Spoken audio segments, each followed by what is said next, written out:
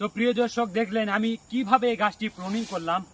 আর Malaysia প্রবাসী এরকম করে কঠোর পরিশ্রম করে থাকে পাম বাগানাতে, যে কঠোর পরিশ্রমের ঘামের টাকা তাদের পরিবারেরা হাজার হাজার টাকার মার্কেট করে টাকাগুলো নষ্ট করতেছে। আপনাদেরকে বলতেছি ভাই, আপনারা একটু দিল থেকে বোঝেন, তাদেরকে বুঝতে চেষ্টা করেন প্রবাসীদের, যে কত পরিশ্রম করে এই বিদেশ থেকে টাকা পাঠায় আপনাদেরকে, যাতে আপনারা ভালো চলতে পারেন।